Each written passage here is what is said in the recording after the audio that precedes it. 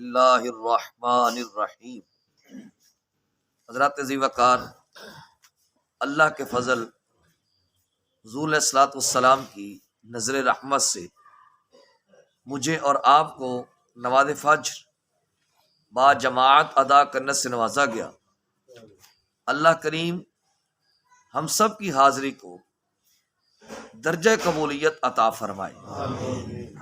ہمارا عنوان چل رہا ہے سیرت النبی صلی اللہ علیہ وآلہ وسلم۔ آج ہم نے یہ دیکھنا ہے کہ آقا دو عالم صلی اللہ علیہ وسلم کی ولادت باسعادت سے پہلے عرب کی جاہلانہ رسومات کیا تھیں، کن کن رسومات میں وہ ڈوبے ہوئے تھے اور کس طرح جہالت کے اندر مستغرق ہوئے تھے۔ نمبر 1، عربوں کے اندر یہ چیز پائی جاتی تھی کہ جب کوئی بندہ مر جاتا تو اس کو اس کی قبر میں دفنا کر اس کے ساتھ ایک گڑھا کھود کر ایک اونٹ کو لیتے اور اس کی گردن کو باندھ کے اس گڑھے کے اندر لٹکا دیتے اور وہ وہیں پہ مر جاتا۔ اچھا، ایسا وہ کیوں کرتے تھے؟ ایسا اس لیے کرتے تھے کہ یہ جو بندہ مرا ہے، جب یہ دوبارہ قیامت کے دن زندہ ہوگا یہ اونٹ اس کی سواری بن جائے گی۔ یہ ان کا نظریہ تھا۔ نمبر دو یہ ہے کہ جب کبھی بارش نہ ہو رہی ہوتی تو وہ اس طرح کرتے، ایک صحیح درخت کی ٹہنی کو کاٹتے، گائے کی دم کے ساتھ باندھ دیتے اور اس ٹہنی کو آگ لگاتے اور گائے کو بھگا دیتے۔ نظریہ کیا تھا کہ ہم ایسا کر رہے ہیں، بادل آئیں گے، موسلادھار بارش برسے گی۔ یہ ان کا نظریہ تھا۔ نمبر 3، جب کسی اونٹ کو خارش پڑ جاتی، اب جس کو خارش پڑی ہے دوائی تو اس کو دینی چاہیے، علاج تو اس کا کرنا چاہیے، لیکن وہ کیا کرتے، ایک دوسرے اونٹ کو پکڑتے اور اس کے ساتھ ایک چیز آگ کے ساتھ اس کو داغ دیتے، اس اونٹ کو آگ کے ساتھ داغ دیتے۔ نظریہ کیا تھا کہ اس کو اب داغ دیا ہے، اس کی خارش ہٹ جائے گی، یعنی دوسرے اونٹ کو سزا دی جا رہی ہے، جس کو خارش ہے اس کو پوچھا ہی نہیں جا رہا۔ کہتے جی ہم نے اس کو داغ دیا ہے، اب جناب اس کی خارش، دوسرے اونٹ کی خارش ہٹ جائے گی۔ نمبر 4، جب کوئی بندہ ایسے علاقے میں جاتا جو وبا شدہ ہوتا یا وہاں پہ جنات ہوتے، تو جنات اور وبا سے بچنے کے لیے جو بستی کے اندر داخل ہو رہا ہوتا وہ کیا کرتا، وہ یہ کرتا کہ گدھے کی طرح ہانکتا اور اس کا نظریہ یہ ہوتا تھا کہ اب میں نے گدھے کی طرح ہانک دیا ہے، اب نہ یہاں کے جن مجھے کہیں گے کچھ، نہ وبا میرا کوئی نقصان کر سکتی۔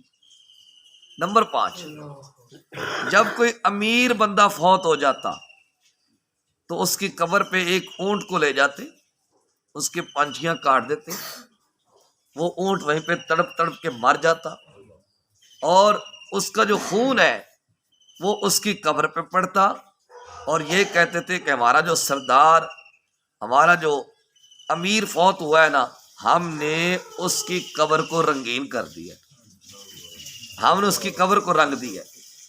نمبر 6، جب کوئی بندہ قتل ہوتا تو اس کی جو دیت ہے وہ مقتول کی حیثیت کے مطابق لی جاتی۔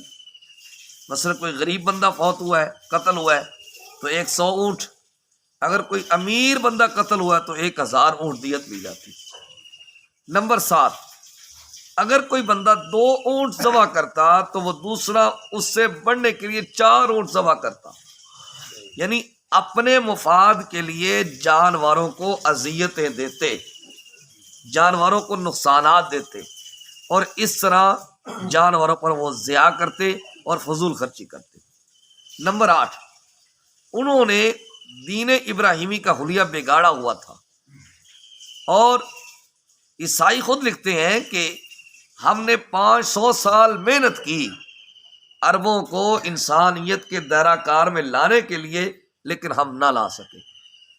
حضرت سیدنا عیسیٰ علیہ السلام نے بھی یہاں پہ تبلیغ کی. ایسا نہیں کہ آپ کی تبلیغ میں اثر نہیں ہے، ایسی بالکل بات نہیں ہے، لیکن ان کی تبلیغ کا ان پر کسی قسم کا کوئی اثر نہ ہوا، کیونکہ وہ ہٹ دھرم، جب قوم ہٹ دھرم ہو جائے نا، پھر بندہ لاکھ واز کرتا رہے، لاکھ نصیحتیں کرتا رہے، پھر قوم پر کسی کسی کا اثر مرتب نہیں ہوتے.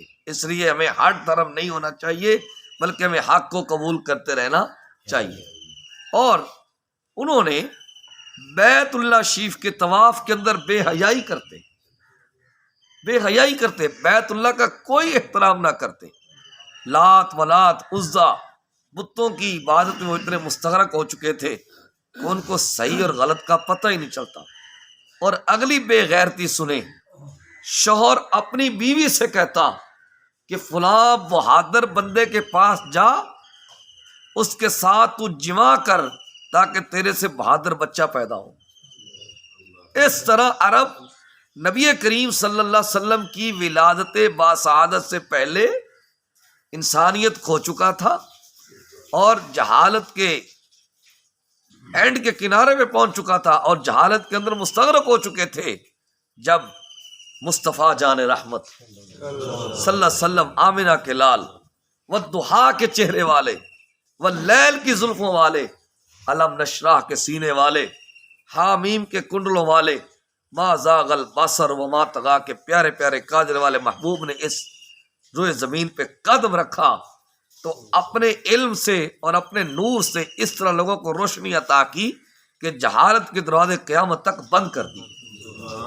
اب قیامت تو آ جائے گی، وہ دوبارہ برائیاں نہیں کھول سکتی. تو یہ آقا دو عالم صلی اللہ علیہ وسلم کی ولادت باسعادت سے پہلے عربوں کی کچھ رسومات تھیں جو میں نے آپ کے سامنے پیش کی. بڑی یہودیت نے زور لگایا، نصرانیت نے زور لگایا، لیکن سارا زور لگانے کے باوجود وہ انسان کو انسانیت کے دائرہ کار میں نہ لا سکے. لیکن جب آقا دو عالم صلی اللہ علیہ وسلم تشریف لائے تو حضور نے سب کو انسانیت کے دائرے میں کھڑا کر دیا. اس لیے کسی نے کیا خوب کہا تھا کہ رنگ اور نسل کی تفریق مٹانے آئے، وہ اخوت کے حسین پھول کھلانے آئے. آپ نے گنگ زبانوں کو تکلم بخشا، آپ نے گنگ زبانوں کو تکلم بخشا، آپ انسان کو انسان بلانے کے لیے آئے. اللہ پاک سے التجا ہے، اللہ پاک مجھے اور آپ کو ان باتوں پہ عمل کی توفیق عطا کرے اور ہٹ دھرمی تے پناہ دے. صلی اللہ تعالی علی حبیبہ الاعلی سید الانبیاء محمد وعلی آلہ و اصحابہ اجمعین برحمتک یا ارحم الراحمین.